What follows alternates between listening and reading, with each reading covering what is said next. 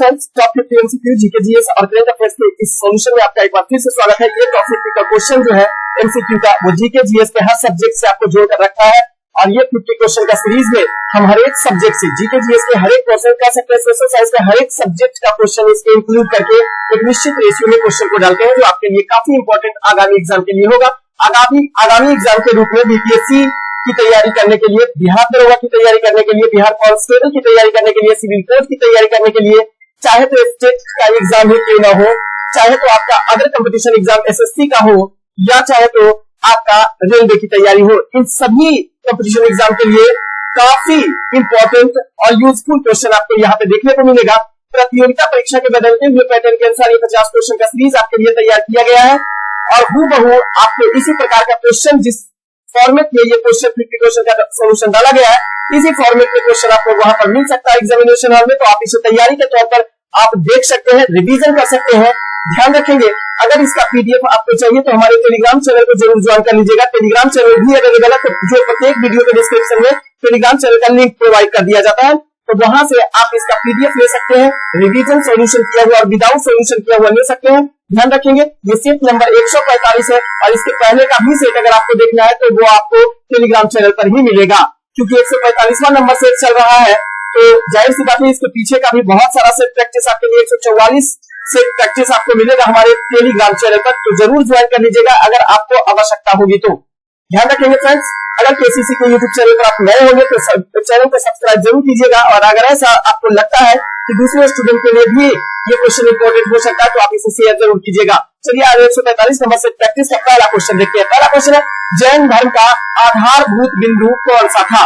तो जैन धर्म के बारे में क्वेश्चन पूछा है। सबसे पहले जानेंगे जैन धर्म क्या है।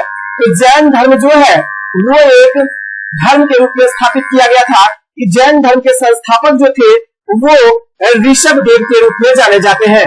जैन धर्म के कुल तीर्थंकरों की संख्या जो हुई वो 24 तीर्थंकर हुए, जिसमें से सबसे पहला तीर्थंकर जो थे वो ऋषभ देव, सबसे पहले तीर्थंकर जो थे वो ऋषभ देव पहले तीर्थंकर के रूप में जाने जाते हैं। ध्यान रखेंगे, 24 तीर्थंकरों में सबसे प्रमुख तीर्थंकर और अंतिम तीर्थंकर भगवान महावीर स्वामी को माना जाता है। और ध्यान रखेंगे, जैन धर्म का आधारभूत बिंदु जो है वो है अहिंसा। जैन धर्म का आधार बिंदु अहिंसा है। वैसे जैन धर्म में कुल 5 महाव्रत का विधान जो है भिक्षुओं के द्वारा किया गया है। तो अहिंसा जो इसका आधार बिंदु हो जाएगा, इसका आधार हो जाएगा अहिंसा। लेकिन ध्यान रखेंगे, जैन धर्म के अन्य 5 महाव्रत होते हैं जिसका विधान भिक्षुओं के द्वारा किया गया है। अब देखेंगे बाकी के 5 जो इसके विधान है जैन धर्म में, सत्य वचन यानी सत्य होता है, जिसे अमृषा के रूप में जाना जाता है। 5 ध्यान रखेंगे, 5 महाव्रत, जैन धर्म के 5 महाव्रत। क्लियर? जैन धर्म के 5 महाव्रत में सबसे पहला जो आता है वो होता है सत्य, या इसी को हम कह सकते हैं अमृषा। सत्य या अमृषा इसी को कहा जाता है। ध्यान रखेंगे, ये सत्य और अमृषा जो है इसमें सदा सत्य एवं मधुर बोलने की बात कही गई है। दूसरा बात आता है महाव्रत में, वो आता है आपको अहिंसा। अहिंसा एक महाव्रत के रूप में शामिल है, 5 महाव्रतों में शामिल है। सभी प्रकार की मानसिक, वाचिक और कायिक हिंसा से बचने की बात इसमें कही गई है। यह जैन धर्म का सर्वाधिक महत्वपूर्ण व्रत में से एक शामिल होता है और यह जैन धर्म का आधार बिंदु कहलाता है, यही अहिंसा। तीसरा महाव्रत के रूप में शामिल किया जाता है अपरिग्रह। अपरिग्रह तीसरा महाव्रत के रूप में शामिल किया जाता है। इस अपरिग्रह में सब प्रकार की संपत्ति अर्जन से भिक्षुओं को बचने की बात कही गई है। इसमें किसी भी प्रकार के संपत्ति का संग्रह करने की बात नहीं कही गई है। चौथा महाव्रत के रूप में जैन धर्म में आता है अस्तेय। अस्तेय जो होता है उसको जरा ध्यान दीजिएगा, तो अस्तेय जो है अनुमति के बिना किसी दूसरे की संपत्ति ग्रहण करने से बचने की बात कही गई है। अस्तेय का मतलब यह भी होता है चोरी नहीं करना। क्लियर? और 5वां महाव्रत जो होता है वो होता है ब्रह्मचर्य। ये 5वां महाव्रत ब्रह्मचर्य को किसके द्वारा जोड़ा गया था? तो भगवान महावीर स्वामी के द्वारा, जो जैन धर्म के 24वें और अंतिम तीर्थंकर थे, वह 5वें महाव्रत के रूप में ब्रह्मचर्य को जोड़े थे। पहले से यह सत्य वचन, अहिंसा, अपरिग्रह और अस्तेय के रूप में, महाव्रत के रूप में 4 ही महाव्रत थे। आप ध्यान रखेंगे, क्लियर है। आप यह भी ध्यान रखेंगे तीर्थंकर पार्श्वनाथ द्वारा दिया गया 4 महाव्रत था, जो सत्य, अहिंसा, अपरिग्रह और अस्तेय था। क्लियर। नेक्स्ट क्वेश्चन की बात करेंगे, किसने सहिष्णुता, उदारता और करुणा के त्रिविध आधार पर राजधर्म की स्थापना की थी? क्वेश्चन का प्रारूप समझिएगा, बड़ा इंपॉर्टेंट क्वेश्चन है आपके लिए हिस्ट्री से। किसने सहिष्णुता, उदारता और करुणा के त्रिविध आधार पर राजधर्म की स्थापना की थी? सम्राट का नाम दिया हुआ है अशोक, अकबर, रंजीत सिंह या शिवाजी। तो सम्राट अशोक के द्वारा सहिष्णुता, उदारता और करुणा के ये 3 त्रिविध आधार पर राजधर्म को चलाने की बात कही गई थी। ध्यान रखेंगे, अशोक के शासनकाल का जो आदर्श कल्याणकारी राज्य की स्थापना करना था, वही मुख्य आदर्श था। इसने अपने प्रथम पृथक शिलालेख, क्योंकि आप जानते हैं कि अशोक के द्वारा कुल 14 शिलालेख की रचना किया गया था। शिलालेख लिखने की प्रथा की शुरुआत जो है वो, अब शिलालेख ही क्यों, लेख लिखने की शुरुआत जो है वो अशोक के द्वारा ही किया गया था, जिसने शिलालेख, स्तंभ लेख और गुहा लेख के रूप में अपने से संबंधित और अपने राज्यकाल से संबंधित लेखों को लिखा है 3 प्रारूप में। कौन कौन? एक शिलालेख, स्तंभ लेख और तीसरा गुफा लेख या गुहा लेख जिसे कहा जाता है। तो शिलालेखों की कुल संख्या अशोक का 14 शिलालेख है, जिसमें प्रथम पृथक शिलालेख में अशोक ने कहा है सब मनुष्य मम प्रजा, अर्थात सभी मनुष्य मेरी संतान है। 14 इसी प्रथम पृथक शिलालेख में कहा गया है। क्लियर। ध्यान रखेंगे, अशोक ने आदर्श स्थापित करने की बात भी प्रथम पृथक शिलालेख में ही कहा है, सब मनुष्य मम प्रिया, मतलब सभी मनुष्य मेरी संतान है। इसका धर्म, करुणा व सहिष्णुता का पर्याय है। अब ध्यान देंगे, अकबर, अब तो ये आंसर आपका जाता है अशोक। अकबर की बात अगर जानते हैं तो 1582 ईस्वी में विभिन्न धर्मों के सार संग्रह के रूप में दिन्ने इलाही की शुरुआत अकबर के द्वारा किया गया था। साथ ही ध्यान रखेंगे, एकेश्वरवाद, दिन्ने इलाही की घोषणा किया और इन्होंने एकेश्वरवाद पर आधारित ये दिन्ने इलाही होता था।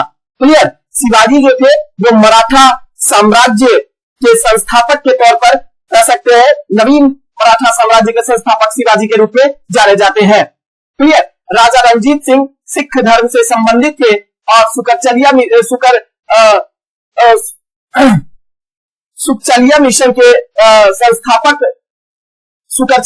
के संस्थापक जो थे, उनके यहाँ जन्म इनका हुआ था। क्लियर। नेक्स्ट क्वेश्चन, मौर्यों के बाद दक्षिण भारत में सबसे प्रभावशाली राज्य कौन सा था? मौर्य काल के बाद दक्षिण भारत का सबसे प्रभावशाली राज्य के रूप में किसे जाना जाता है? तो जरा समझिएगा, सातवाहन, ऑप्शन नंबर 1, सातवाहन को सबसे प्रभावशाली राज्य दक्षिण भारत का मौर्यों के बाद स्थापित किया गया था। सातवाहन वंश की स्थापना शिमुक के द्वारा सातवाहन वंश की स्थापना किया गया था। इस युग के शासकों में, अब सातवाहन में पूछेगा तो इसका संस्थापक कौन हो जाएगा? शिमुक। सातवाहन वंश के संस्थापक जो थे वो शिमुक थे। क्लियर। सातवाहन वंश के संस्थापक शिमुक थे। ध्यान रखेंगे, इस युग के शासकों में गौतमी पुत्र सतकर्णी तथा यज्ञश्री सतकर्णी इसके प्रमुख शासक थे सातवाहन वंश के। क्लियर। सातवाहनों का शकों से सातवाहन वंश जो थे उसको शकों से काफी लंबा संघर्ष चलता रहा था। ध्यान ये भी रखेंगे कि पल्लव वंश की स्थापना का श्रेय ऑप्शन नंबर बी में दिया हुआ पल्लव वंश की स्थापना का श्रेय सिंह विष्णु को दिया जाता है और दक्षिण भारत में चोलों को पराजित करने के लिए पल्लव जो थे वे जाने जाते हैं। क्लियर। आप भी ध्यान रखेंगे, चोल की अगर बात करेंगे तो चोल राजवंश की स्थापना विजयालय के द्वारा दक्षिण भारत में ही किया गया था। क्लियर। चालुक्य भी दक्षिण भारत का एक महान वंश के रूप में जाना जाता है। नेक्स्ट क्वेश्चन की बात करेंगे तो निम्नलिखित में से कौन सा सिंधु घाटी की सभ्यता पर प्रकाश डालता है? सिंधु घाटी की सभ्यता पर प्रकाश डालता है, उसकी ओर जरा ध्यान देते हैं। तो ऑप्शन आपका 4 दिया हुआ है, पुरातत्व संबंधी खुदाई। पुरातत्व संबंधी खुदाई जो है वो सिंधु घाटी सभ्यता के बारे में अगर आपको जानकारी प्राप्त करना है या प्रकाश डालना है उसके बारे में, तो पुरातत्व संबंधी खुदाई की ओर आपको ध्यान देना पड़ेगा, क्योंकि सिंधु घाटी सभ्यता का उद्घाटन व इसके बारे में विस्तृत जानकारियां जो है वो विभिन्न प्रकार के पुरातात्विक खुदाइयों से ही मिला है। शिलालेखों व धार्मिक ग्रंथों के पश्चात ही ऐसा हो पाया है कि पुरातत्व संबंधी खुदाई इसके बाद किया गया। क्लियर। अब जरा देखिएगा शिलालेख की बात किया ऑप्शन नंबर ए में, तो शिलालेख व धार्मिक ग्रंथों का संबंध सिंधु घाटी सभ्यता से कदापि कहीं भी स्थापित नहीं किया जा सकता है, क्योंकि सिंधु घाटी सभ्यता की जो भावना थी वो भाव चित्रात्मक थी, पढ़ा नहीं जा सकता था, केवल समझा जा सकता है। खुदाई से यह अनुमान लगाया जा सकता है, पुरातत्व संबंधी खुदाई करेंगे तो वहां से अनुमान लगाया जा सकता है कि शायद यहाँ से जो विभिन्न प्रकार की चीजें मिली है जो खुदाई के उपरांत, उससे अनुमान लगाया जा सकता है कि इस प्रकार की होती होगी। क्लियर। तो पुरातत्व संबंधी खुदाई क्योंकि भाव चित्रात्मक व्यवस्था सिंधु घाटी सभ्यता में थी, जिसको पढ़ा लिखा नहीं जा सकता है। क्लियर। अब यह भी ध्यान रखिए आप, सर्वप्रथम चार्ल्स मैसन ने 1856 ईस्वी में इसके विस्तृत बारे में जानकारी प्रदान किया था। 1856 ईस्वी में चार्ल्स मैसन के द्वारा सिंधु घाटी सभ्यता के बारे में। बाद में जॉन मार्शल के नेतृत्व में 1921 से 1922 ईस्वी में इसके पश्चात, अब ये भी ध्यान रखेंगे सिंधु घाटी सभ्यता से थोड़ा सा लिखते चलेंगे तो ध्यान रहेगा, चार्ल्स मैसन नाम आता है, चार्ल्स मैसन। ये चार्ल्स मैसन जो थे, ध्यान रखेंगे, ये चार्ल्स मैसन जो थे, इन्होंने 1856 ईस्वी में, चार्ल्स मैसन ने 1856 ईस्वी में सिंधु घाटी सभ्यता की ओर सबका ध्यान आकर्षित कराया। सबसे पहले इन्होंने जानकारी दी और बाद में जाकर मार्शल, जॉन मार्शल जो पुरातत्व विभाग के प्रधान थे, जॉन मार्शल के द्वारा 1921 ईस्वी से 1922 ईस्वी में खुदाई करवाई गई थी। क्लियर। 1921 से 1922 ईस्वी में इसकी खुदाई जॉन मार्शल के द्वारा करवाई गई थी। नेक्स्ट क्वेश्चन की बात करेंगे तो साहेल क्षेत्र किस महाद्वीप में स्थित है? साहेल क्षेत्र की बात करेंगे तो यह अफ्रीका महादेश का हिस्सा है। अब यह साहेल क्षेत्र जो है वो पश्चिम और उत्तर मध्य अफ्रीका, इसी में अफ्रीका में आ जाएंगे तो पश्चिम अफ्रीका में ही कभी कभी डिटेल से पूछ देगा, तो पश्चिम और उत्तर मध्य अमेरिका, पश्चिम और उत्तर मध्य अमेरिका, पश्चिम और उत्तर मध्य अमेरिका, सॉरी अमेरिका नहीं अफ्रीका, सॉरी पश्चिम और उत्तर मध्य अफ्रीका, अफ्रीका का एक अर्ध शुष्क क्षेत्र है जो पूर्व सेनेगल से सूडान तक फैला हुआ है। अब इसी में से आ जाएगा कहां से कहां तक फैला हुआ है साहेल क्षेत्र, तो आप ये भी ध्यान रखेंगे कि पूर्व सेनेगल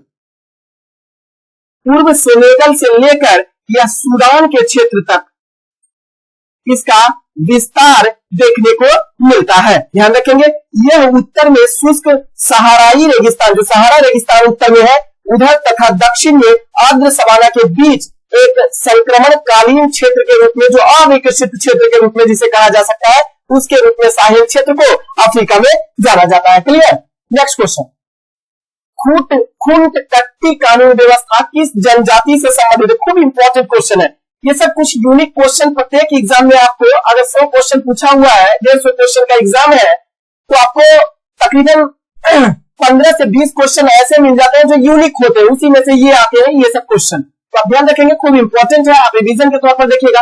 खूंट कट्टी कानून व्यवस्था किस जनजाति से संबंधित है? मुंडा जनजाति। ऑप्शन नंबर ए, मुंडा जनजाति से खूंट कट्टी कानून व्यवस्था का प्रयोग किया जाता है।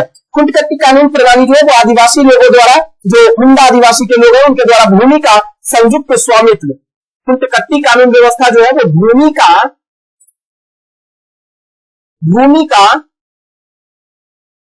का संयुक्त स्वामित्व जो होता है उसे ही कहा जाता है खूंट कट्टी कानून व्यवस्था, जो मुंडा जनजाति में प्रचलित होता है। इस प्रणाली के तहत होता क्या है कि मुंडा जनजाति जो होते हैं, मुंडा आदिवासी जो होते हैं, वो आमतौर पर जंगलों को साफ करते हैं और भूमि को खेती के लिए उपयुक्त करते हैं, और ये जो भूमि होती है वो संयुक्त रूप से सभी का इस पर स्वामित्व होता है, क्योंकि मिलजुल कर मुंडा जनजाति, मुंडा आदिवासी के लोग मिलजुल कर जंगलों को सफाई करते हैं और उसे खेती योग्य बनाते हैं, तो इसे खूंट कट्टी कानून व्यवस्था कहा जाता है। क्लियर है। नेक्स्ट क्वेश्चन, अब मुंडा जनजाति आपसे पूछेगा कि कहां किस राज्य में सर्वाधिक पाई जाती है, तो झारखंड राज्य में मुंडा जनजाति जो है वो पाई जाती है भारत में सर्वाधिक रूप से। निम्नलिखित में से कौन सी चतुराई पूर्ण निष्क्रियता की नीति के साथ जुड़ा हुआ है? अब 4 गवर्नर जनरल का नाम दिया हुआ है। क्वेश्चन है चतुराई पूर्ण निष्क्रियता। तो चतुराई पूर्ण निष्क्रियता जो नीति है उससे जुड़ा हुआ है वो है Sir John Lawrence. Option number B, Sir John Lawrence. जरा ध्यान दीजिएगा, ये सर जॉन लॉरेंस जो थे वो 1863 ईस्वी में भारत का वायसराय बना। इसके समय भूटान का महत्वपूर्ण युद्ध हुआ था। इसी के समय में, सर जॉन लॉरेंस के समय में 1865 ईस्वी में भूटानियों ने ब्रिटिश साम्राज्य पर आक्रमण कर दिया। भूटान का भारत का वायसराय कब बना सर जॉन लॉरेंस? तो ये भी ध्यान देंगे 1863 ईस्वी में बना, गवर्नर बना या कह सकते हैं वायसराय बना, वायसराय बना 1863 ईस्वी में। ध्यान देंगे 1865 ईस्वी में भूटान युद्ध हुआ। किसी के शासनकाल में भूटान युद्ध 1865 ईस्वी में हुआ। आप ये भी ध्यान देंगे यह जो युद्ध हुआ था जिसमें से अंग्रेजी साम्राज्य का आक्रमण जो हुआ वो भूटान पर हुआ था। तो कह सकते हैं अंग्रेजी साम्राज्य और भूटान के बीच युद्ध हुआ था 1865 ईस्वी में जॉन लॉरेंस के शासनकाल में ही। अब और भी ध्यान देंगे तो दोनों पक्षों के बीच, अंग्रेज साम्राज्य और भूटान के दोनों पक्षों के बीच जो समझौता हुआ वो अफगानिस्तान के संबंध में लॉरेंस ने हस्तक्षेप की नीति का पालन किया और तत्कालीन शासक शेर अली से दोस्ती कर ली। क्लियर, ये भी ध्यान रखेंगे। तो इसी को चतुराई पूर्ण निष्क्रियता की नीति कहा जाता है। जो भूटान और अंग्रेजी साम्राज्य के बीच युद्ध हुआ था 1865 ईस्वी में, इसी को एक दोनों पक्षों के बीच एक समझौता करवाया जिसमें अफगानिस्तान के संदर्भ में लॉरेंस ने हस्तक्षेप की नीति अपनाई और इसी नीति को चतुराई पूर्ण निष्क्रियता की नीति कहा जाता है। अब और भी ध्यान देंगे तो इसमें ध्यान दीजिएगा लॉर्ड मेयो 1869 ईस्वी में ये भारत का गवर्नर, 1869 ईस्वी में भारत का ये वायसराय बनकर भारत आया था। इसने अफगानिस्तान के संदर्भ में लॉरेंस की नीति का समर्थन किया था। लॉर्ड कैनिंग की अगर यदि जो बात करेंगे तो लॉर्ड कैनिंग भारत में कंपनी द्वारा नियुक्त अंतिम गवर्नर तथा ब्रिटिश सम्राट के अधीन नियुक्त भारत का प्रथम वायसराय था। ध्यान रखेंगे इसके समय में महत्वपूर्ण 1857 ईस्वी का विद्रोह इसी के समय में हुआ था। क्लियर, खूब बार क्वेश्चन पूछता है कि भारत का वह गवर्नर जनरल कौन है जो कंपनी द्वारा नियुक्त अंतिम गवर्नर जनरल हुआ? तो लॉर्ड कैनिंग। और ब्रिटिश सम्राट के अधीन नियुक्त भारत का प्रथम वायसराय के रूप में भी लॉर्ड कैनिंग को जाना जाता है। लॉर्ड विलियम बेंटिंक की अगर बात करते हैं तो सामाजिक सुधार में सर्वाधिक महत्वपूर्ण जो है किया था लॉर्ड विलियम बेंटिंक ने। इन्होंने सती प्रथा जो है उसको समाप्त कर दिया था। सती प्रथा को इन्होंने समाप्त किया था 1828 ईस्वी में।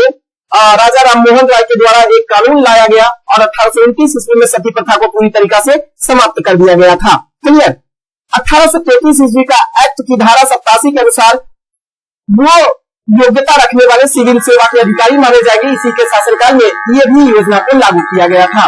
नेक्स्ट क्वेश्चन है निम्नलिखित में से किस अधिनियम के द्वारा भारत के गवर्नर जनरल को अध्यादेश जारी करने की शक्ति प्रदान की गई थी? तो भारत के गवर्नर जनरल को अध्यादेश जारी करने की शक्ति जो है वो भारतीय शासन अधिनियम या भारतीय परिषद अधिनियम 1861 ईस्वी के तहत जो है वो गवर्नर जनरल को संकटकालीन व्यवस्था के रूप में विधान परिषद की अनुमति के बिना ही अध्यादेश जारी करने की अनुमति दे दी गई थी। यह अध्यादेश जो अध्यादेश होता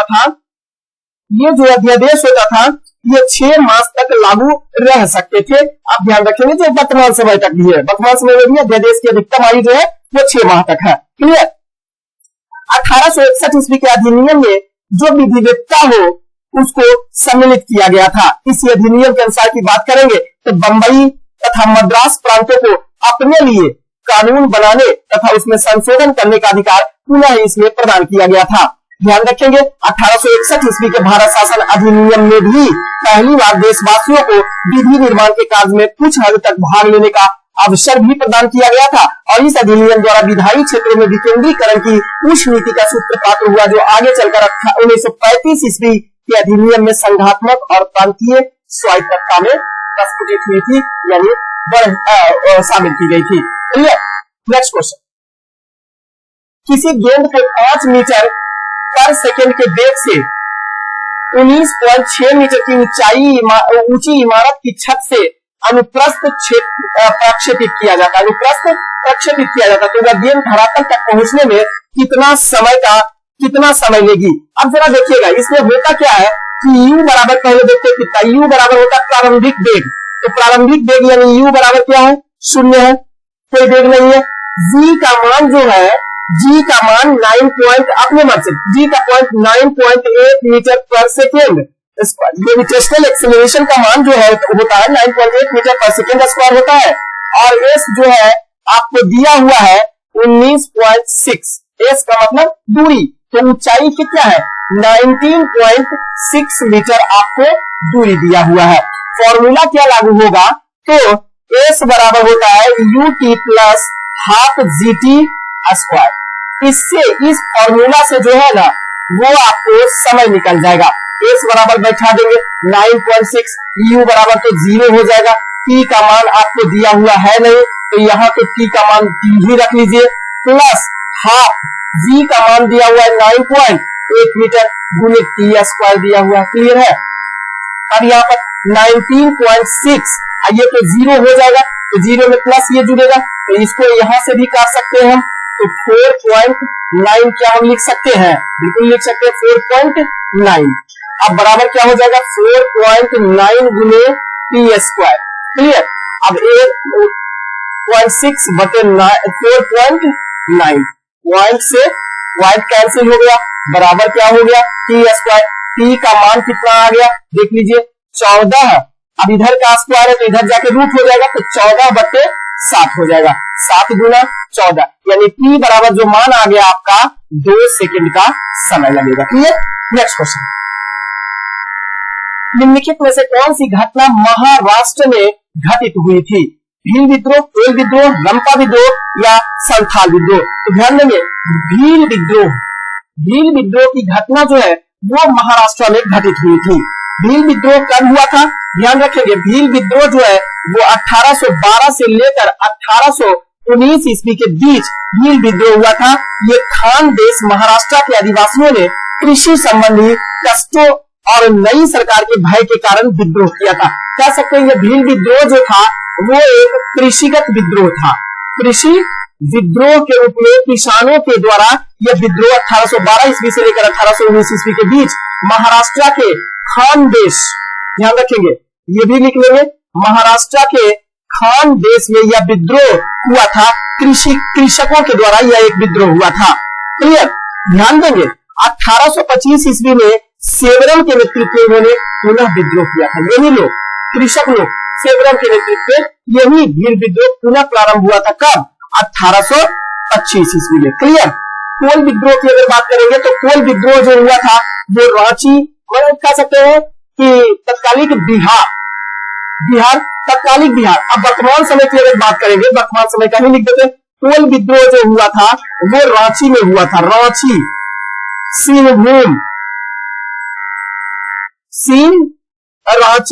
सिंहभूम, साथ ही हजारीबाग, पलामू और मानभूमि के पश्चिम क्षेत्रों में यह कोल विद्रोह हुआ था। क्लियर। रंपा विद्रोह की अगर जल्दी से बात करेंगे, ऑप्शन नंबर सी में है रंपा विद्रोह। रंपा विद्रोह जो हुआ था वो आंध्र प्रदेश में हुआ था, आंध्र प्रदेश में हुआ था। अगर जिला भी पूछ दिया जाए तो गोदावरी जिला में हुआ था, गोदावरी जिला में आंध्र प्रदेश में रंपा विद्रोह हुआ था। ध्यान रखेंगे। संथाल विद्रोह जो हुआ था ये भी ध्यान रखेंगे, तो खूब बार ये क्वेश्चन पूछता है। 1855 से 1856 ईस्वी के बीच संथाल विद्रोह हुआ था। वो भागलपुर राजमहल पहाड़ी क्षेत्रों में यह विद्रोह हुआ था। नेक्स्ट क्वेश्चन की बात करेंगे तो निम्नलिखित किसका सुमेलन इसमें से सही नहीं किया हुआ है। तो सही सुमेलन किसका नहीं किया हुआ है जरा ध्यान दीजिएगा। 1885 ईस्वी में भारतीय राष्ट्रीय कांग्रेस की स्थापना हुई थी बंबई में, बंबई के ऐतिहासिक ग्वालियर टैंक मैदान में भारतीय राष्ट्रीय कांग्रेस की स्थापना हुई थी।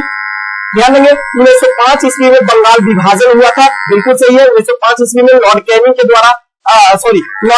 द्वारा बंगाल का विभाजन किया गया था। वर्ष 1909 ईस्वी में मार्लिन को सुधार हुआ था, ये भी बात सही है। 1930 ईस्वी में असहयोग आंदोलन नहीं हुआ था।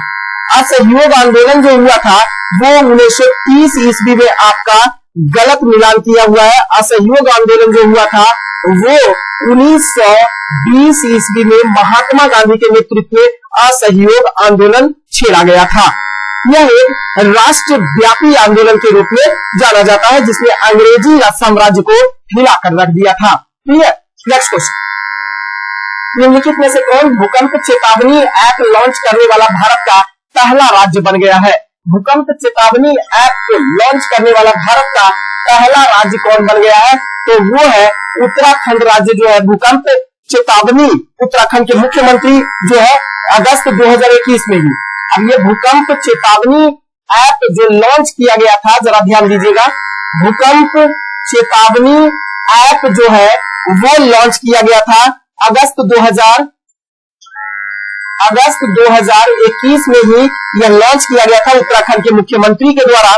ध्यान देंगे, यह भूकंप आने से पहले पूर्व चेतावनी दे देगा।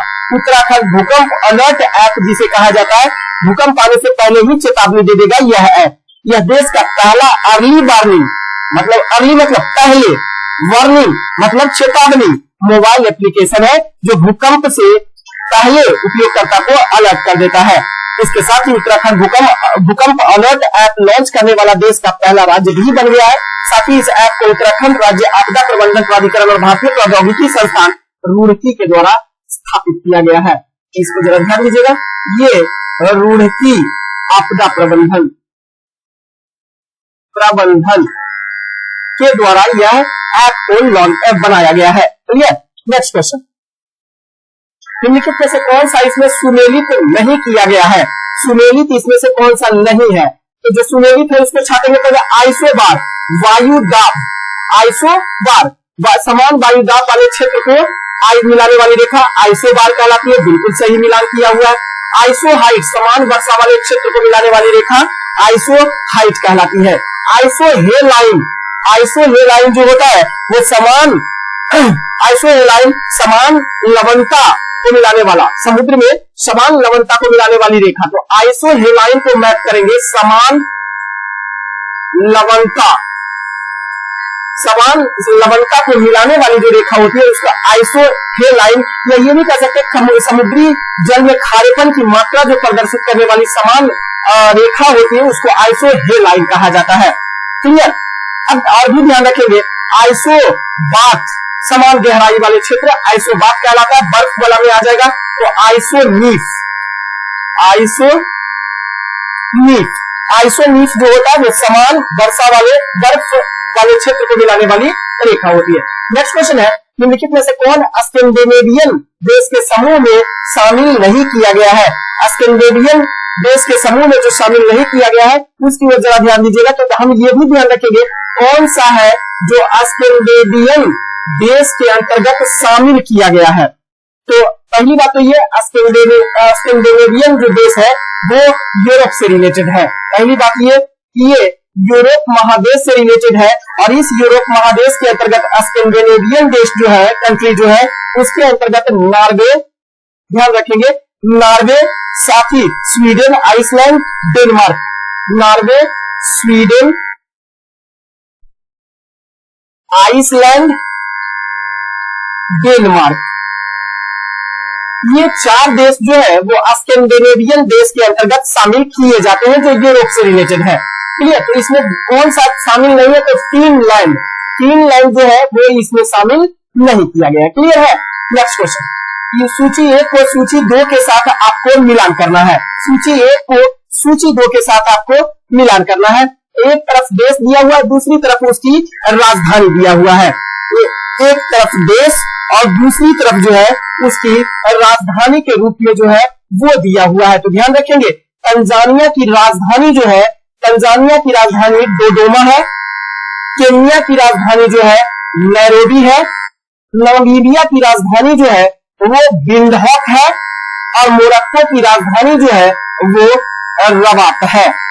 क्लियर? तो यही आपका सही मिलान होगा, 3, 2, 4, 1 सही मिलान होगा। नेक्स्ट क्वेश्चन है, भारतीय संविधान के अनुच्छेद 25 का संबंध किससे है? अनुच्छेद 25 का संबंध जो है, पहली बात ये देंगे, ध्यान देंगे, मौलिक अधिकार जो अनुच्छेद 25 आता है वो मौलिक अधिकार के अंतर्गत आने वाले अनुच्छेदों में शामिल होता है। मौलिक अधिकार की चर्चा भारतीय संविधान के भाग 3 में और अनुच्छेद 12 से लेकर 35 तक किया गया है। क्लियर? तो अनुच्छेद 25 जो है वो धर्म की स्वतंत्रता के बारे में चर्चा करता है। हालांकि धर्म के स्वतंत्रता की बात जो कही गई है वो मौलिक अधिकार के अंतर्गत 6 स्वतंत्रता के अंतर्गत शामिल किया गया है, जिसमें अनुच्छेद 25 से लेकर अनुच्छेद 28 तक का प्रावधान जो है वो धर्म की स्वतंत्रता से संबंधित है, जिसमें अनुच्छेद 25 जो है वो अंतःकरण की और धर्म की अबाध रूप से मानने, उसका प्रचार प्रसार करने, उसका आचरण और व्यवहार की स्वतंत्रता अनुच्छेद 25 में प्रदान किया गया है। क्लियर? हमारे देश एक पंथ निरपेक्ष राज्य है, अर्थात ऐसा राज्य है जहां सभी धर्मों के प्रति तटस्थता और निष्पक्षता का भाव रखा जाता है। पंथ निरपेक्ष राज्य इस विचार पर आधारित है। कहने का मतलब ये है, इसका मतलब होता है कि राज्य का विषय केवल व्यक्ति और व्यक्ति के बीच संबंध से और व्यक्ति और ईश्वर के बीच संबंध से नहीं है। यह संबंध व्यक्ति के अंतःकरण का विषय के रूप में शामिल किया गया है। क्लियर है? तो अनुच्छेद 25 से लेकर 28 तक धर्म की स्वतंत्रता, इसमें अनुच्छेद 25 में धर्म को अवैध रूप से मानने, प्रचार करने, इसका विचार प्रकट करने की स्वतंत्रता प्रदान किया गया है। समानता का अधिकार जो है वो अनुच्छेद 14 से लेकर अनुच्छेद 18 समता एवं समानता का अधिकार दिया गया। संपत्ति का अधिकार अब मौलिक अधिकार की श्रेणी में पहले था। पहले यह कहां था? तो ध्यान देंगे, पहले यह अधिकार संपत्ति का अधिकार अनुच्छेद 31 में प्रदान किया गया था, लेकिन अब यह संपत्ति का अधिकार जो है वो मौलिक अधिकार न होके वह वर्तमान समय में कानूनी अधिकार है। अब यह कानूनी अधिकार के रूप में भारतीय संविधान के अनुच्छेद 300 के क्रम में सम्मिलित कर दिया गया है। अल्पसंख्यकों की सुरक्षा का अधिकार जो है वो अनुच्छेद 29 और 30 में प्रोवाइड किया गया है। ध्यान रखिएगा। नेक्स्ट क्वेश्चन है, संपत्ति का अधिकार एक कैसा अधिकार है? जैसा कि अभी बताए, यह एक कानूनी अधिकार है, यानी वैधानिक अधिकार है। संपत्ति का अधिकार पहले जो था वो एक मौलिक अधिकार था, लेकिन इसे 44वां संवैधानिक संपत्ति के अधिकार को 44वां संवैधानिक संशोधन, 44वां संवैधानिक संशोधन जो 1978 ईस्वी में हुआ था, इसको मौलिक अधिकार की श्रेणी से निकाल दिया गया। इसको मौलिक अधिकार की श्रेणी में ये पहले था, तो मौलिक अधिकार की श्रेणी से निकाल दिया गया और इसे अनुच्छेद 300 के क्रम में शामिल कर दिया गया है, जो एक कोची है कानूनी अधिकार है। क्लियर? तो वर्तमान समय में यह एक कानूनी अधिकार या वैधानिक अधिकार के रूप में इसे शामिल किया गया संपत्ति के अधिकार को। नेक्स्ट क्वेश्चन है, क्षेत्रीय परिषदों का सृजन हुआ है। क्षेत्रीय परिषदों का सृजन जो है वो संसदीय कानून के द्वारा हुआ है। संसद के द्वारा कानून बनाकर क्षेत्रीय परिषद की स्थापना किया गया था। ध्यान देंगे, क्षेत्रीय परिषद जो है वो राज्य पुनर्गठन अधिनियम जिसको के रूप में शामिल किया गया है।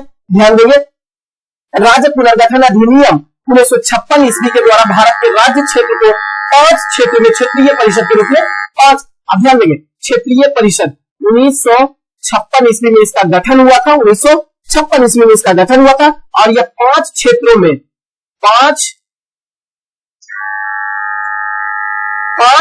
क्षेत्रों में यह बटा हुआ है। प्रत्येक क्षेत्र के सामान्य हित के विषय पर सलाह देने के लिए क्षेत्रीय परिषद बनाई गई है।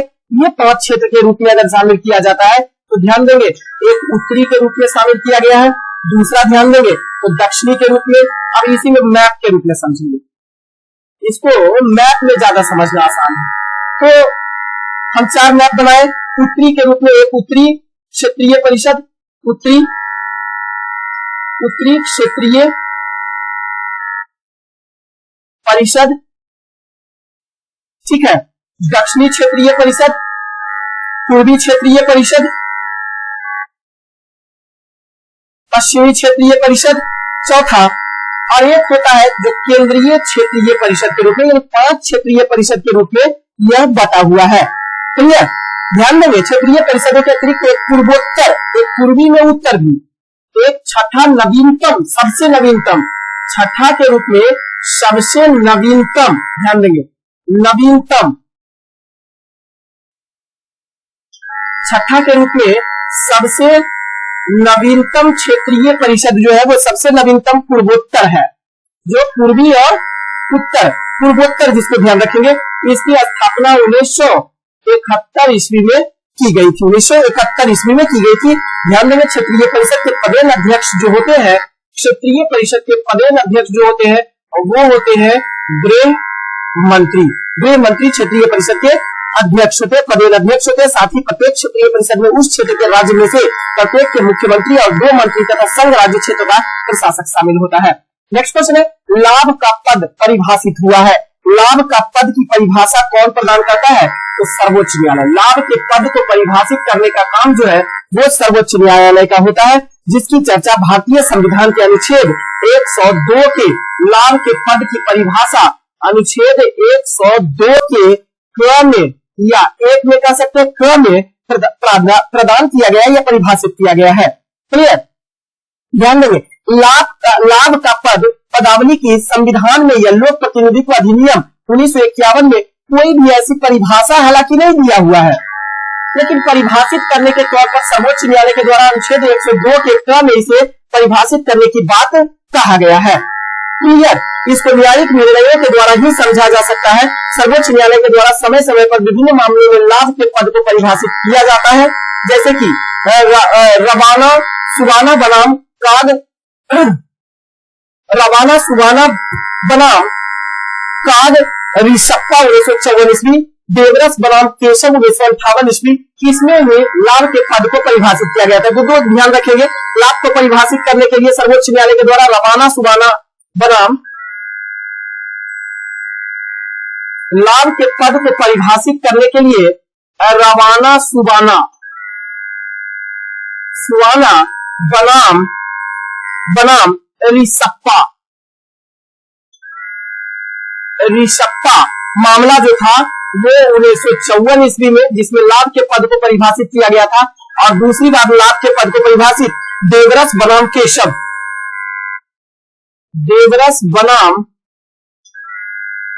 केशव मामला जो आया था वह 1958 ईस्वी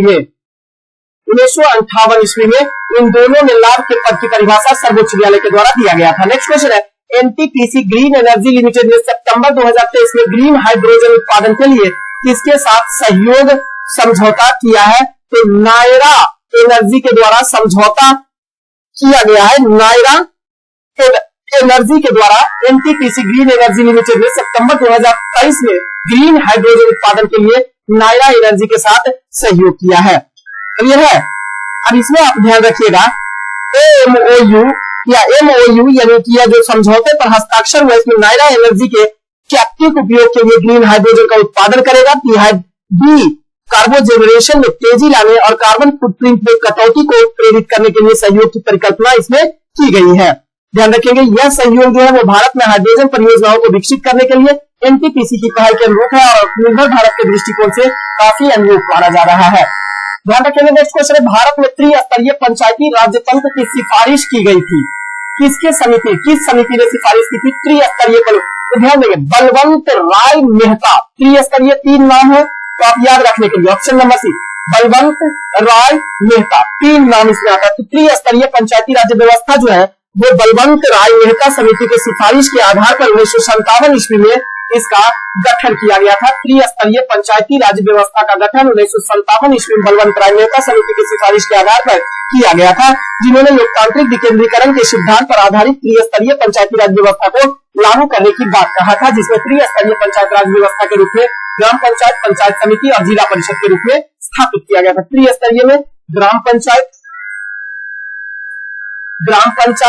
दूसरा पंचायत समिति और तीसरा जिला परिषद।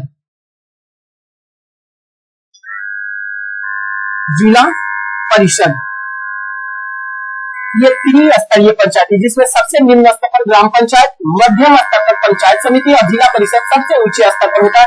जिला परिषद और ग्राम पंचायत के बीच में मध्यस्थता की भूमिका जो है वो पंचायत समिति के द्वारा निभाई जाती है। क्लियर है? नेक्स्ट क्वेश्चन की बात करें, हिंदू विकास दर किस वर्ष दर से संबंधित होता है? हिंदू विकास दर जो है वो किस विकास दर से संबंधित होता है? तो वो है राष्ट्रीय आय से संबंधित होता है हिंदू विकास दर। अब हिंदू विकास दर का व्याख्या जो है वो प्रख्यात अर्थशास्त्री और जनसांख्यिकी विशेषज्ञ प्रोफेसर राजकृष्ण के अनुसार दिया गया था। हिंदू विकास दर को परिभाषित करने की अगर बात किया जाए, इसे परिभाषित किसने किया? परिभाषित, क्वेश्चन कई बार पूछेगा तो परिभाषित करने का काम किसने किया? प्रोफेसर राजकृष्ण।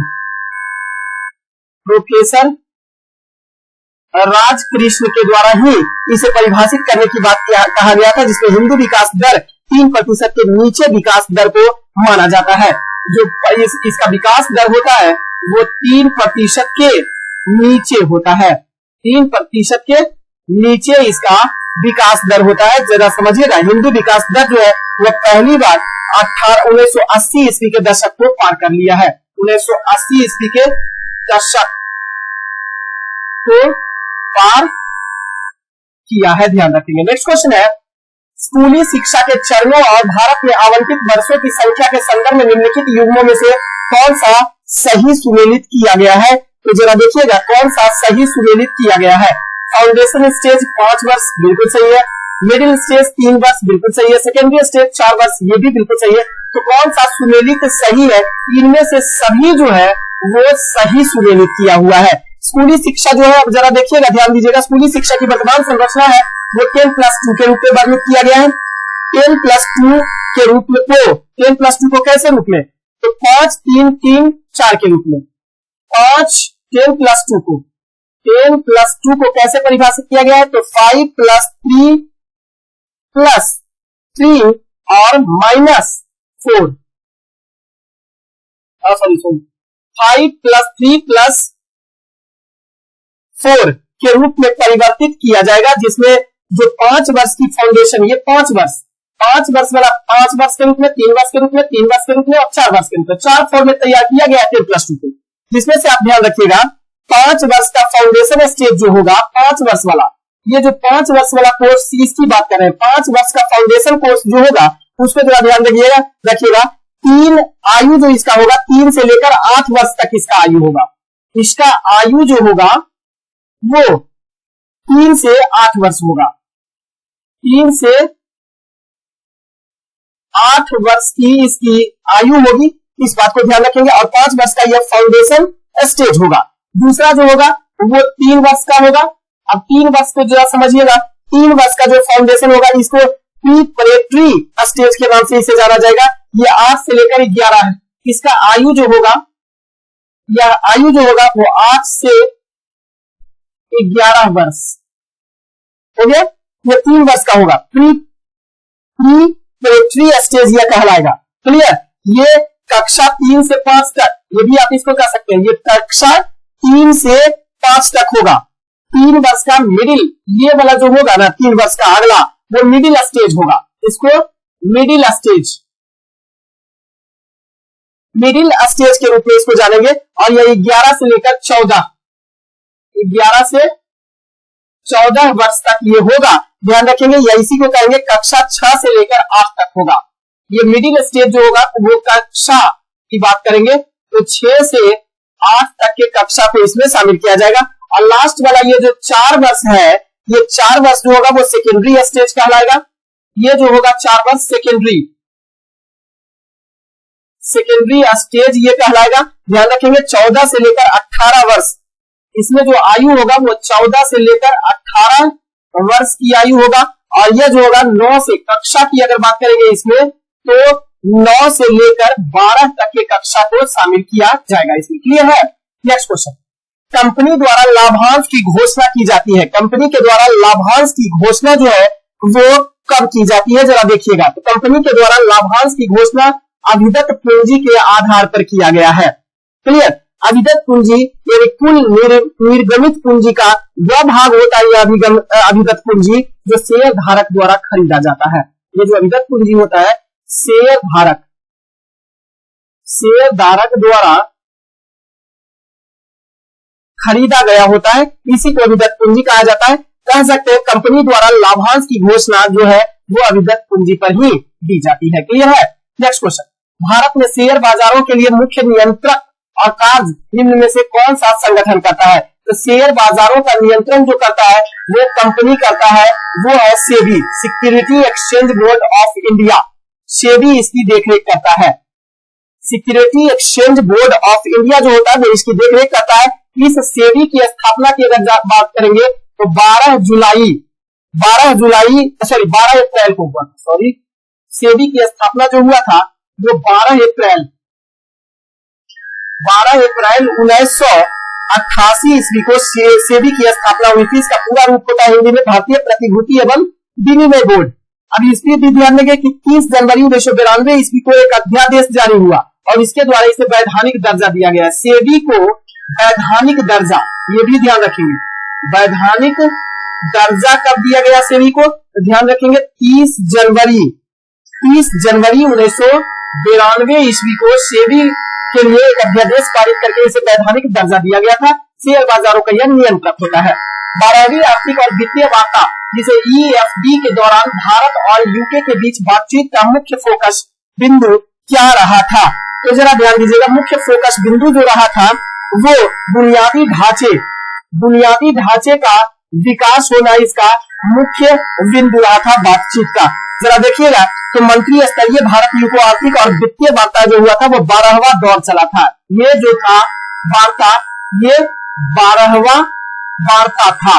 क्लियर, 12वां वार्ता था जो कहां हुआ, नई दिल्ली में हुआ। ये भी आप ध्यान रखेंगे, यह 12वां वार्ता कहां हुआ, नई दिल्ली में। नई दिल्ली में यह 12वां वार्ता हुआ था। ये भी ध्यान रखेंगे। भारतीय प्रतिनिधि मंडल का नेतृत्व जो है वो इसका नेतृत्व भारतीय प्रतिनिधि मंडल का नेतृत्व भारत की तरफ से किसने किया, तो इसका नेतृत्व भारत की तरफ से केंद्रीय वित्त एवं कॉर्पोरेट मामलों के मंत्री निर्मला सीतारमन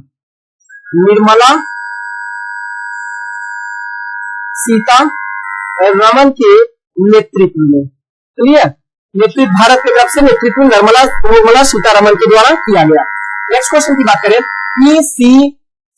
ECGC किससे संबंधित है, तो ECGC का संबंध जो है वह किससे संबंधित होता है, तो पहले ये जानेंगे ECGC का पूरा रूप क्या होता है। तो इसका पूरा रूप होता है export credit and guarantee corporation. Export credit and guarantee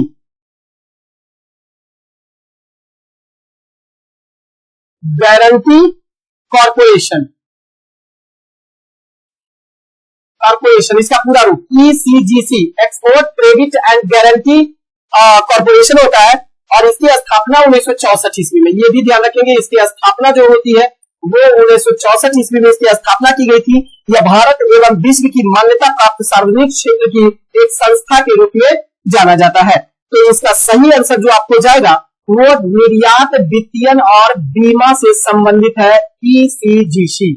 next question है, वाइल एक उपकरण है जो संलग्न है, किस क्षेत्र से संलग्न होता है, तो तेल अनुसंधान क्षेत्र से संबंधित है जिसे वाइल के रूप में जाना जाता है।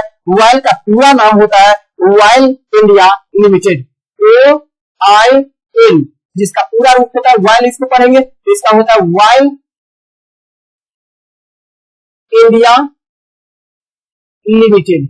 वाइल इंडिया लिमिटेड इसका पूरा रूप होता है। यह एक नवरत्न कंपनी है जो देश में तेल की खोज और विपणन कार्य को पूरा करती है। नेक्स्ट क्वेश्चन है, भारतीय नौसेना और उबर के बीच सितंबर 2023 में हस्ताक्षरित समझौता ज्ञापन का प्राथमिक उद्देश्य जो था वो क्या रहा था, तो प्राथमिक उद्देश्य जो था वो नौसेना कर्मियों और उनके परिवारों के लिए वैश्विक और सुरक्षित गतिविधि समाधान को प्रदान करना। यही भारतीय नौसेना और उबर के बीच सितंबर 2023 में जो हस्ताक्षर हुआ था, उस हस्ताक्षरित समझौते में यही बात कही गई थी कि नौसेना कर्मियों और उनके परिवारों के लिए विश्वसनीय और सुरक्षित गतिशीलता समाधान को प्रदान करना है। नेक्स्ट क्वेश्चन है, पृथ्वी के परितः घूमने वाले कृत्रिम उपग्रह से बाहर गिराई गई गेंद जो है वह क्या होगी, तो गेंद जो है वो पृथ्वी के परित उपग्रह के समान आवर्त काल के साथ उसी कक्षा में क्या होगा, वह घूमते रह जाएगा। वह क्या होगा, वह घूमते रह जाएगा, चक्कर काटते हुए रह जाएगा। नेक्स्ट क्वेश्चन है, प्रेशर कुकर के अंदर का उच्चतम ताप किस पर निर्भर करता है, तो प्रेशर कुकर के अंदर का उच्चतम ताप जो होता है वो ऊपर के छेद के केवल क्षेत्रफल जो है उस पर ही वह निर्भर करता है। जल का क्वथनांक प्रेशर कुकर में होता क्या है? तो जल का क्वथनांक वायुमंडलीय दाब पर निर्भर करता है, ये तो आप जानते हैं। वायु का दबाव बढ़ने पर क्वथनांक भी बढ़ जाता है और दबाव घटने पर क्वथनांक कम हो जाता है। अब होता क्या है कि प्रेशर कुकर में वायु का दबाव बढ़ जाने पर क्वथनांक बढ़ जाता है। प्रेशर कुकर में भोजन का वाष्प के ताप में पक जाता है। इसके अंदर का उच्चतम तापमान ऊपर के क्षेत्रफल पर रखे वजन पर निर्भर करता है। नेक्स्ट क्वेश्चन है, साबुन के बुलबुले के अंदर का दाब क्या होता है? तो साबुन के बुलबुले के अंदर का दाब जो होता है वो वायुमंडलीय दाब से अधिक होता है। बुलबुले के अंदर का दाब वायुमंडलीय दाब से अधिक होता है, तभी तो वह बुलबुला बनेगा। क्लियर? साबुन के घोल का पृष्ठ तनाव जो होता है वो बहुत कम होता है। सरफेस टेंशन क्या होता है? बहुत ही कम होता है।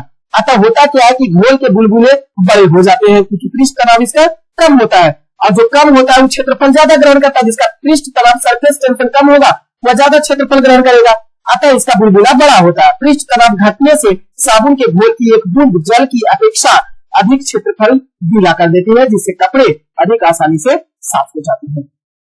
नेक्स्ट क्वेश्चन है, धब्बा रहित स्टील बनाने में लोहे के साथ प्रयुक्त होने वाली महत्वपूर्ण धातु जो है वो कौन सी है? तो महत्वपूर्ण धातु जो है वो है क्रोमियम। क्रोमियम जो है वो धब्बा रहित स्टील बनाने के लिए उपयोग किया जाता है। अब देखेंगे, धब्बा रहित इस्पात बनाना है तो इसमें क्रोमियम का परसेंटेज और निकेल दोनों मिला हुआ होता है। हालांकि तो क्रोमियम का परसेंटेज जो होता है वो होता है, क्रोमियम का परसेंटेज 12.15% होता है। और निकेल, इसी में प्लस करके लिखेंगे निकेल।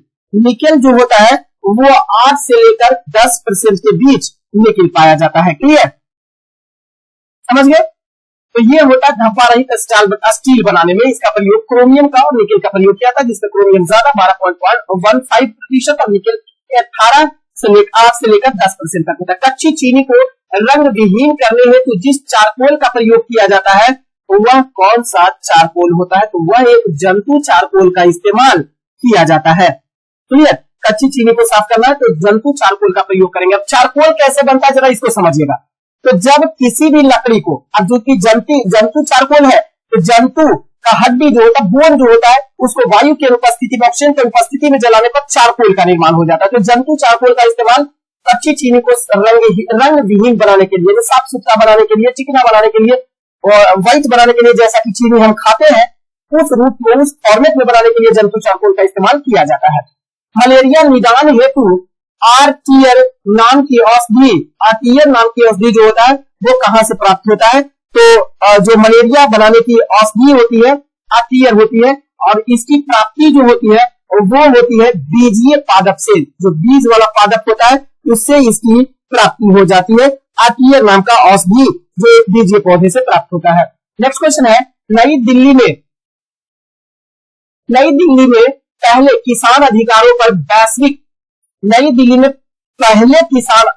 पर वैश्विक संगोष्ठी का उद्घाटन इसमें से कौन करेंगे? तो Draupadi Murmu, option number B, Bharat के राष्ट्रपति द्रौपदी मुर्मू के द्वारा यह किया जाएगा। भारत के राष्ट्रपति द्रौपदी मुर्मू नई दिल्ली में आईसीएआर कन्वेंशन सेंटर राष्ट्रीय कृषि विज्ञान केंद्र परिसर में पहले किसानों के अधिकारों पर वैश्विक संगोष्ठी का उद्घाटन करेंगी।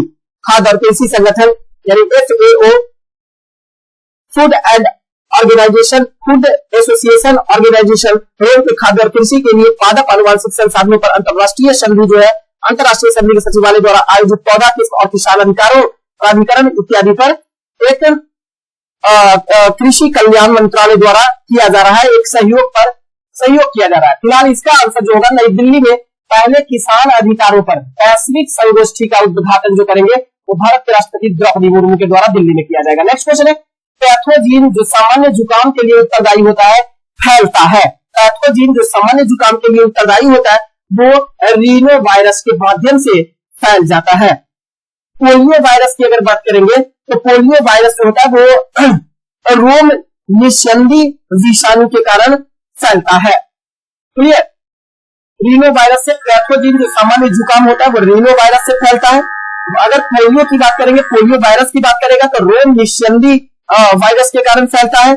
विषाणु मुंह या नाक के रास्ते शरीर में प्रवेश करता है और आंख में आश्रय ले लेता है, जगह ले लेता है और रक्त प्रवाह में धीरे धीरे करते करते ये आ जाता है, जिससे सिर दर्द, ज्वर और उल्टी आदि जो लक्षण होते हैं वो प्रकट हो जाते हैं। क्लियर? Next question. अच्छा, ल्यूकेमिया इसमें था। ल्यूकेमिया एक धातु रक्त रोग है जिसमें श्वेत रक्त कणिकाओं की संख्या अधिक हो जाती है। हार्ट ऑफ इंडिया पुस्तक किसके द्वारा लिखित एक पुस्तक का नाम है? तो हार्ट ऑफ इंडिया नामक पुस्तक की रचना जो है वह मार्क टूली नामक विद्वान के द्वारा किया गया है। क्लियर? जो कि पहले बीबीसी के संवाददाता थे, वर्तमान में उन्होंने बीबीसी से त्यागपत्र देकर भारतीय नागरिकता को ग्रहण कर लिया है। तो मार्क टूली के द्वारा हार्ट ऑफ इंडिया नामक पुस्तक की रचना की गई है। संगीत यंत्र सितार किसका किसका मिश्रण होता है? तो सितार जो होता है वो बीना और तंबूरे का मिश्रण जो होता है वो सितार के रूप में जाना जाता है। यह प्राचीन भारतीय वाद्य यंत्र है जो बीना और तंबूरा के मिश्रण से। यह कब बनाया गया? तो सल्तनत कालीन सितार का जनक अमीर खुसरो को माना जाता है। सितार का जनक जो है वो अमीर खुसरो जो है उनको सितार का जनक माना जाता है। और सितार का विकास जो हुआ था वो हुआ था सल्तनत काल में। अमीर खुसरो सल्तनत काल से संबंधित है, इनके द्वारा ही इस सितार का आविष्कार हुआ था। क्लियर? खुसरो एक ऐसे कवि थे जो सल्तनत के प्रमुख शासकों के दरबार में रहे थे। इसी तरह पंडित रविशंकर के शिष्य मोहन भट्ट ने मोहन वीणा सितार एवं बीना का सम्मिश्रण बनाया था। सितार और बीना का सम्मिश्रण बनाया था। नेक्स्ट क्वेश्चन है 13 ताली लोक नृत्य है कहाँ का? 13 ताली लोक नृत्य जो है वो राजस्थान का एक प्रमुख लोक नृत्य के रूप में 13 ताली होता है जिसमें कामर जाति। अब ये 13 ताली लोक नृत्य जो है वो कौन सा जाति कभी कभी पूछ देगा, तो कामर जाति से ये संबंधित है 13 ताली। इसमें कामर जाति की महिलाएं जो है वो नाचती है, जबकि कामर जाति के पुरुष जो है वो बाबा रामदेव जी के भजन व यश गाथाएं गाते हैं। इस नृत्य में औरतें जो होती है वो हाथ में मंजीरा लिए रहती है और उसे बजाते हुए नृत्य करती है। तो कामर जाति की महिला और पुरुष इसमें शामिल होती है 13 ताली लोक नृत्य में। यह राजस्थान का एक प्रसिद्ध लोक नृत्य है। नेक्स्ट क्वेश्चन है राष्ट्रपति चुनाव 2023 का निरीक्षण करने के लिए मालदीव में 3 सदस्यीय प्रतिनिधि मंडल का नेतृत्व कौन कर रहा है? 3 सदस्यीय प्रतिनिधि मंडल का नेतृत्व जो है वो कौन कर रहा है? तो अरुण गोयल के द्वारा किया जा रहा है प्रतिनिधि मंडल का नेतृत्व। मालदीव के चुनाव आयोग के निमंत्रण पर चुनाव आयुक्त अरुण गोयल राष्ट्रपति चुनाव 2003 के आयोजन का निरीक्षण करने के लिए मालदीव के 3 सदस्यीय प्रतिनिधि मंडल का नेतृत्व कर रहे हैं। यह चुनाव आयोग का पहला चरण जो है वो 9 सितंबर 2023 को आयोजित किया गया था। क्लियर? चुनाव मालदीव का जो चुनाव मालदीव के संविधान 2008, सामान्य चुनाव अधिनियम 2008, राष्ट्रपति चुनाव अधिनियम 2008 और राष्ट्रपति चुनाव नियम और विनिमय 2008 के अनुसार किया गया था। क्लियर? मालदीव के चुनाव कानूनों के तहत राष्ट्रपति को सार्वभौमिक और गुप्त मताधिकार द्वारा लोगों द्वारा सीधे 5 साल के लिए कार्यकाल के लिए चुना जाता है। ध्यान रखेंगे। नेक्स्ट क्वेश्चन है भोजपुर में उज्जैनिया वंश का संस्थापक कौन था? भोजपुर में उज्जैनिया वंश का संस्थापक जो था वो कौन था? जरा ध्यान दीजिएगा। तो भोजपुर में उज्जैनिया वंश का जो संस्थापक था वो संतन सिंह। उज्जैनिया वंश का संस्थापक भोजपुर में संतन सिंह को माना जाता है। क्लियर? संतन सिंह को माना जाता है, जो कि ध्यान दीजिएगा। अब इसकी कहानी पर जरा ध्यान दीजिएगा। तो धार मालवा पर अलाउद्दीन खिलजी का अधिकार हो गया था। बाद में भोजराज ने अपने पुत्र देवराज और अन्य राजपूत अनुयायियों के साथ अपना पैतृक स्थान छोड़कर बिहार के चेरो राजा मुकुंद के यहाँ शरण ले ली थी। तत्पश्चात क्या हुआ कि मुस्लिम आक्रमण में राजा मुकुंद मारा गया और तब उसका पुत्र सहसबल चेरो का राजा बना। उसने भोजराज को मार डाला, बदले में देवराज ने सहसबल को मार डाला। 1324 ईस्वी में चेरो पर सहसबल को मारकर जो देवराज था वो सहसबल को मार दिया। 1324 ईस्वी में चेरो राज्य पर अधिकार कर लिया एवं भोजपुर नामक एक नए नगर की स्थापना किया। तो क्वेश्चन आता है भोजपुर नामक नए नगर की स्थापना किसके द्वारा किया गया था? तो वो किया गया था देवराज के द्वारा। क्लियर? कब? 1324 ईस्वी में। क्लियर? अब ध्यान दीजिएगा, देवराज जो था वो संतन सिंह के नाम से यही देवराज, इस संतन सिंह जो था वह देवराज जो है वो संतन सिंह के जो नाम है, संतन सिंह का मूल नाम देवराज था। देवराज ही संतन सिंह था। तो ध्यान देंगे संतन सिंह उज्जैन राजपूत थे, जबकि इनका वंश उज्जैनिया राजवंश कहलाया। वह उज्जैनी, डुमराव, बक्सर और जगदीशपुर में एक महत्वपूर्ण शक्ति के रूप में जाना गया। नेक्स्ट क्वेश्चन है बिहार के प्रशासन को चलाने के लिए कब एक अंग्रेज निरीक्षक नियुक्त किया गया था? तो अंग्रेज निरीक्षक जो है वो 1769 ईस्वी में बिहार को के प्रशासन को चलाने के लिए अंग्रेज निरीक्षक की नियुक्ति की गई थी। नेक्स्ट क्वेश्चन है, बिहार राज्य के पश्चिमोत्तर कोने पर हिमालय की एक चोटी है, इसे किस नाम से जाना जाता है? तो हिमालय की एक चोटी है, इसे जाना जाता है सोमेश्वर की पहाड़ी के नाम से। सोमेश्वर की पहाड़ी के नाम से इसे जाना जाता है। सोमेश्वर की पहाड़ी के नाम से जाना जाता है। यह हिमालय पर्वत की शिवालिक श्रेणी का निचला हिस्सा होता है। क्लियर? और यह पश्चिमी चंपारण जिले के उत्तरी भाग में स्थित है, ये भी ध्यान देंगे। सोमेश्वर की पहाड़ी कहां? पश्चिमी चंपारण जिले, पश्चिमी चंपारण जिले के उत्तरी भाग में,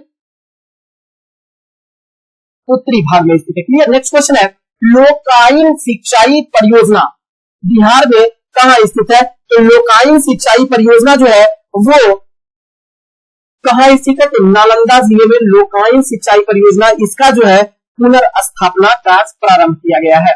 नेक्स्ट क्वेश्चन है, एमएस एक्सेस के पुराने संस्करण 2013 से पहले में लंबे टेक्स्ट को पहले किस नाम से? तो मेमो के रूप में इसे जाना जाता था। पहले किस नाम से? मेमो के नाम से जाना जाता था। अब ये मेमो क्या है जरा समझिएगा। मेमो फील्ड और मेमो फील्ड एक टेक्स्ट फील्ड होता है जिसमें अनिवार्य रूप से कोई सीमा इसमें नहीं होती है। इसकी स्टोरेज क्षमता जो होती है, मेमो की स्टोरेज क्षमता जो होती है वो 1 GB की होती है। माइक्रोसॉफ्ट एक्सेस का उपयोग करके कई भाषाओं और अक्षरों में टेक्स्ट दर्ज किया जा सकता है इसमें। क्लियर? नेक्स्ट क्वेश्चन, एक ईमेल एड्रेस में कितने भाग होते हैं? तो एक ईमेल एड्रेस जो होता है उसमें कुल 2 भाग होता है। अब ये 2 भाग कौन कौन सा होता है?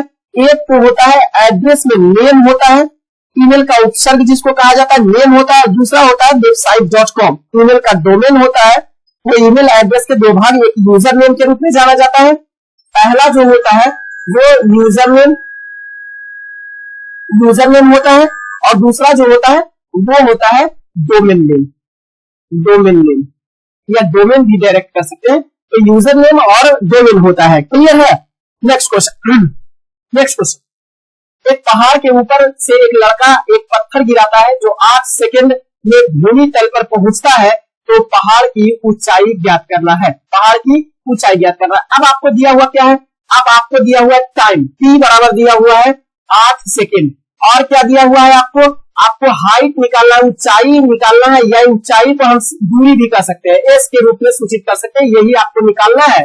और v बराबर क्या होता है? तो 9.8 मीटर पर सेकेंड स्क्वायर होता है। क्लियर है? अब देखिएगा जरा, t बराबर दिया हुआ है तो फॉर्मूला क्या लागू होगा? तो फॉर्मूला आपका लागू होता है फॉर्मूला जो लागू होगा वो एस का फॉर्मूला लागू होगा, दूरी बराबर। तो एस बराबर होता है ut plus half gt square. S का मान आपको निकालना है, तो एस बराबर आप लिखेंगे u, प्रारंभिक दूरी होता है, u का मतलब प्रारंभिक दूरी जो कि 0 है। तो 0 में 30 से गुना होगा टाइम में, तो 0 ही हो जाएगा। तो इसका तो कोई वैल्यू रह नहीं गया, तो बस इसको रहने दीजिए 1/2। अगुने जी का मान 9.8 होता है, अगुने टी का मान दिया हुआ है 8 सेकेंड। अच्छा, 9.8 जो दिया हुआ है यहाँ पर एक्यूरेट निकालने के लिए हम क्या करेंगे कि इसको 10 ही मान लेंगे। क्लियर? तो इसको इससे गुना करेंगे 5 बार में, 18 × 6 90, जी की स्क्वायर। अच्छा, 8 का स्क्वायर यहाँ पे 64, 64 × 6 कितना होता है? 320। क्लियर? सही आंसर 320 मीटर यह ऊंचा होगा। नेक्स्ट क्वेश्चन है, कौन उपयोगकर्ता को ईमेल के साथ एक फाइल भेजने देता है? तो अटैचमेंट जो होता है वो ईमेल के साथ एक फाइल को भेजने की अनुमति देता है। नेक्स्ट क्वेश्चन है, अच्छा इसमें से ड्राफ्ट के बारे में थोड़ा सा समझ लीजिएगा। ड्राफ्ट क्या होता है? मैसेज के संदर्भ में ड्राफ्ट जो होता है वो प्राप्तकर्ता को भेजे जाने वाले आपके मैसेज की प्रारंभिक प्रति की तरह यह होता है ड्राफ्ट। यह आपके मैसेज का एक संस्करण होता है जिसे आप एक चाहे संपादित कर सकते हैं। तो क्लियर? ये कोई नोट या टेक्स्ट लिख रहे हैं वो होता है, लेकिन यह अंतिम रूप से यह ड्राफ्ट नहीं होता है। नेक्स्ट क्वेश्चन है, उस मेमोरी का नाम बताएं जो मुख्य मेमोरी और सेंट्रल प्रोसेसिंग यूनिट के बीच काम करती है। तो मुख्य मेमोरी और सेंट्रल प्रोसेसिंग यूनिट के बीच जो काम करती है वो होता है कैश मेमोरी। क्लियर? अब ये कैश मेमोरी क्या होता है? तो ये हार्ड स्पीड मेमोरी होता है जो रैम और सीपीयू के बीच बफरिंग के रूप में कार्य करता है।